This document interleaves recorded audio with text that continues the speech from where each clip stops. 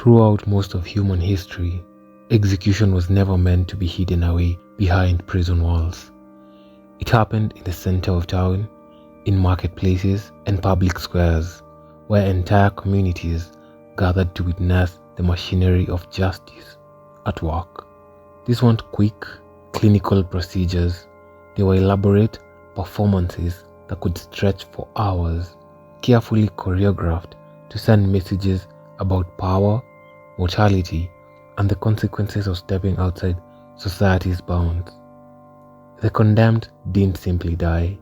They died in ways specifically designed to leave lasting impressions on everyone watching. We will examine the execution methods that have largely vanished from historical memory. These weren't the well-known practices we've all heard about. These were the stranger, more inventive approaches to state-sanctioned death that various cultures developed over centuries.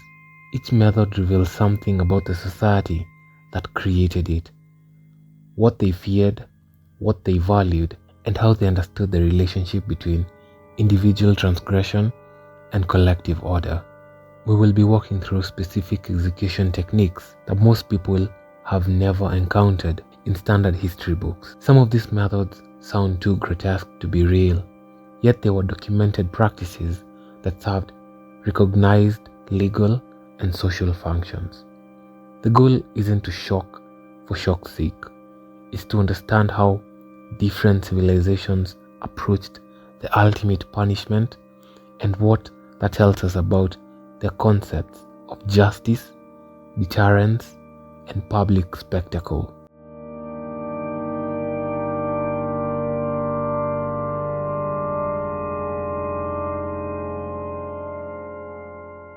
The blood eagle stands as one of history's most disturbing execution methods, though scholars continue to debate whether it was ever actually performed.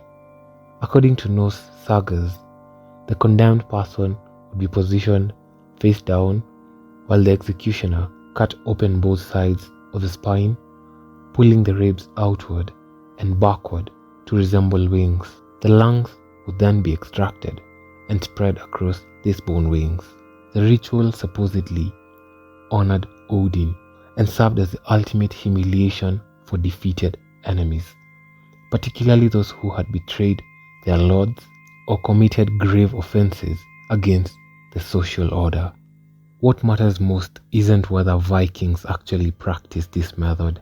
The fact that they wrote about it, passed down detailed descriptions, and used it as a cultural reference point reveals how they thought about revenge, honor, and the complete destruction of an enemy.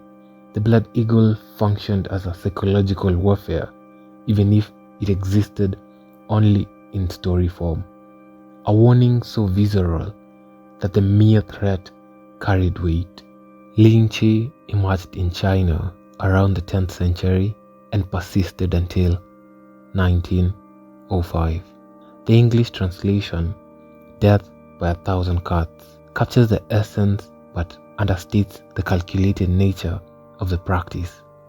Executioners followed specific procedures, making precise incisions across the body in a predetermined sequence.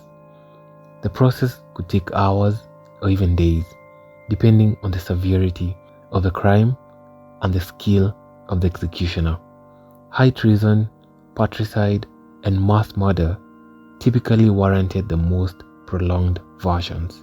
Authorities believe this method served multiple purposes beyond simple punishment.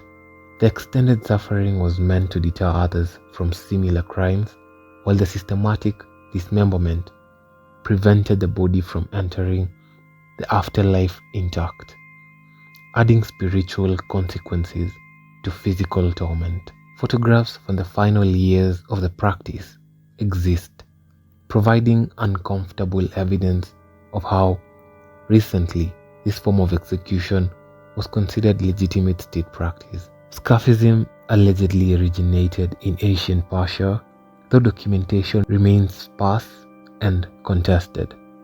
The method involved trapping the condemned person between two boards or hollowed logs, with only their head, hands, and feet exposed. The executioners would force-feed the victim milk and honey, then coat the exposed skin with the same mixture. The person would be left floating on a stagnant pond or placed in direct sunlight. Within hours, insects would swarm to feed on the honey and the victim's bodily fluids. The forced feeding ensured continuous defecation, which accumulated in the enclosed space and attracted more insects. Death came slowly through a combination of dehydration, exposure, septic shock, and insect-borne infections.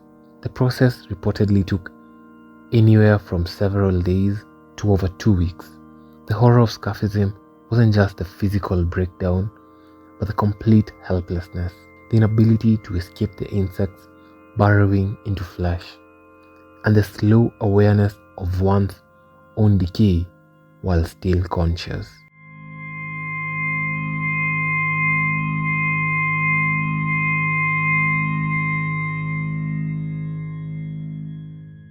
The breaking wheel became one of medieval Europe's most widespread execution methods, particularly throughout Germanic territories and France. The condemned person would be tied to a large wooden wheel, either laid across it or bound to its inner rim. The executioner would systematically break the victim's limbs with an iron bar or hammer, shattering bones in the arms and legs at multiple points. In some versions, the wheel would then be mounted on a tall pole and left to rotate slowly in public view, with the victim still alive and suffering from the injuries. Death could take hours or even days, depending on whether the executioner delivered a final blow to the chest or left nature to take its course through shock, dehydration, or exposure. The public positioning served as a clear purpose. Anyone passing through the town center would see the broken body displayed high above the crowd, a visceral reminder of what awaited criminals. Some regions developed variations where the wheel itself became the instrument of death, with the victim bound to it, while the executioners used clubs to deliver the fatal blows through the spokes. The rack occupies a particular space in execution history because it functioned primarily as a torture device meant to extract confessions, though it could certainly kill when pushed far enough. The mechanism was straightforward. The victim would be laid on a wooden frame with their ankles fastened to one roller and their wrist to another. Turning the rollers stretched the body incrementally, pulling joints from their sockets and tearing muscles and ligaments. Interrogators would pause between turns to ask questions, using the threat of continued stretching as leverage. Tower of London records document specific cases where prisoners had their bodies extended by several inches during questioning. The rack proved especially valuable to religious and political authorities during the Reformation and Counter-Reformation, when extracting names of co-conspirators mattered as much as punishing the individual. If the individual died during racking, authorities would consider the torture itself sufficient punishment and display the mangled body as a warning. If they survived the interrogation, execution by other means usually followed. So their broken body made a public spectacle regardless of the final method chosen. The brazen bull emerged in ancient Sicily around 560 BC, commissioned by Phalaris, the tyrant of Acragas. A metalwork named Perilos designed a hollow bronze statue of a bull with a door in its side and an intricate system of pipes and chambers inside. The condemned person would be locked inside the bull, and a fire would be lit beneath it. As the metal heated, the victim would roast alive inside the bronze chamber. Perilos engineered the acoustic so that the victim's screams would travel through the pipes and emerge from the bull's mouth, transformed into sounds resembling an actual bull's bellowing. This served dual purposes. The mechanical transformation of human agony into animal sound distanced observers from the reality of what was happening, while creating an unsettling audio spectacle that enhanced the deterrent effect. According to historical accounts, Phalaras tested the device on Perillus himself. The inventor became the first victim of his own creation.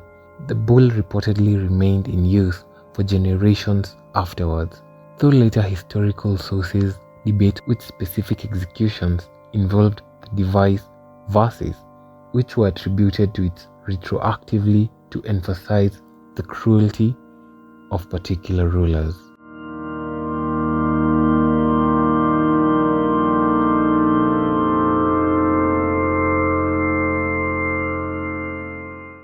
Boiling alive appeared across remarkably diverse cultures and time periods, from ancient Rome to Tudor England to parts of Asia. The method typically involved a large cauldron which was filled with water, oil, or sometimes tar, and heated gradually over a fire. The condemned person would be lowered into the liquid either all at once or incrementally.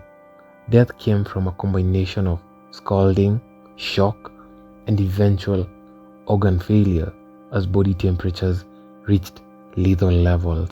England under Henry VIII specifically prescribed boiling for poisoners, treating the punishment as a form of poetic justice.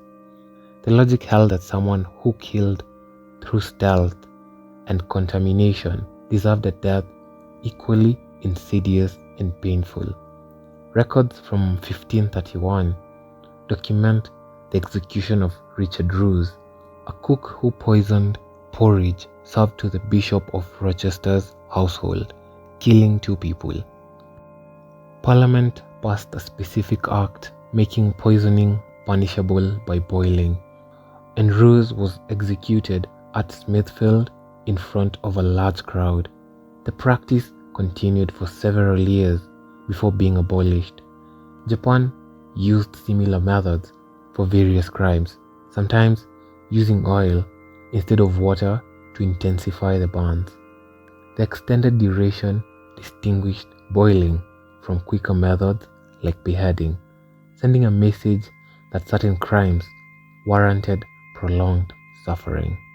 Roman amphitheaters perfected the use of animals as execution tools, transforming capital punishment into mass entertainment. Condemned criminals, particularly those convicted of crimes against the state or religious offenses, would be thrown into arenas with lions, bears, leopards, or bulls. These executions often formed part of larger spectacles that included gladiatorial combat and theatrical performances. The Romans called this practice damnatio ad bestias. Authorities sometimes bound the condemned to prevent any chances of defense or escape, ensuring the animals would attack. Other times they'd force the victims to fight barehanded against creatures specifically starved to increase aggressions. These executions served multiple functions simultaneously. They disposed of criminals, entertained the masses, demonstrated Roman power over both human and nature, and reinforced social hierarchies by showing what happened to those who challenged imperial authority. The practice extended beyond Rome. Medieval and early modern Europe occasionally revived animal executions, particularly in cases of bestiality where both human and animal would be killed together. India's Mughal courts reportedly used elephants trained to crush condemned prisoners, either killing them immediately or prolonging the process based on the severity of their crimes. Burial alive targeted specific categories of criminals across multiple civilizations, often those whose crimes carried spiritual or moral contamination. Ancient Rome buried Vestal virgins alive, if they broke their vows of chastity, placing them in an underground chamber with a small amount of food and water, then sealing the entrance. The practice allowed Roman authorities to execute the priestesses without technically spilling their sacred blood. Medieval Europe frequently sentenced those convicted of witchcraft to live burial, sometimes preceded by other tortures. The Mongolian Empire under Genghis Khan reserved this method for nobility, who could not have their blood spilled according to customs. German records from the medieval period document women convicted of infanticide being buried alive, sometimes with a stick driven through their body to prevent the supposed return of their spirit. The psychological dimensions of this execution method exceeded the physical suffering. The condemned person experienced complete sensory deprivation combined with the knowledge of inevitable suffocation. They had time to contemplate their death while oxygen slowly depleted in the confined space.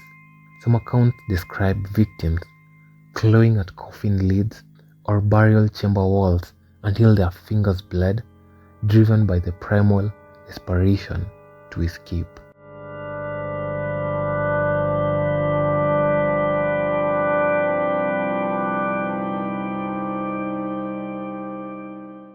The transformation from public execution spectacles to hidden, medicalized procedures occurred gradually across the 18th and 19th centuries, driven by multiple intersecting forces. Enlightenment philosophy began questioning whether the state should engage in theatrical brutality, arguing that rational governance required proportionate and humane punishment. Public executions were also becoming problematic in ways authorities hadn't anticipated. Crowds sometimes sympathized with the condemned, turning executions into riots or celebrations of martyrdom rather than the demonstration of state power. The development of modern police forces and prison systems offered alternative methods of social control that didn't require periodic displays of violence. Executions moved behind prison walls, first in some American states during the 1830s, then spreading throughout Europe. The electric chair, gas chamber, and later lethal injection all promised quick, painless death administered by professionals in controlled environments. This shift reflected changing ideas about civilization itself. Societies that considered themselves advanced needed their justice systems to appear scientific and restrained, not vengeful and barbaric. The condemned still died, but without the mess, the crowd, or the uncomfortable questions that arose when thousands of ordinary people watched a human being destroyed in real time. These historical execution methods reveal fundamental assumptions about the relationship between crime, punishment, and social order. Many cultures treated certain crimes as ruptures in the cosmic or social fabric that required equally dramatic responses to restore balance. The severity and creativity of punishments often correlated with perceived threats to hierarchy and stability rather than actual harm caused. Treason warranted worse deaths than murder because it challenged the entire system. Religious offenses demanded public suffering because they supposedly endangered everyone's spiritual welfare. The extended theatrical nature of many executions served educational purposes, teaching spectators about boundaries and consequences in visceral ways that laws written on paper never could. The human body became a text on which authorities wrote messages about power, belonging, and the price of transgression. These punishments also demonstrate how easily societies convince themselves that certain people deserve to suffer and that some crimes place individuals outside the protection of normal human compassion. The same communities that valued mercy, forgiveness, and dignity in daily life could enthusiastically support the prolonged torture of condemned criminals without seeing any contradiction. Thank you for watching. Until the next one.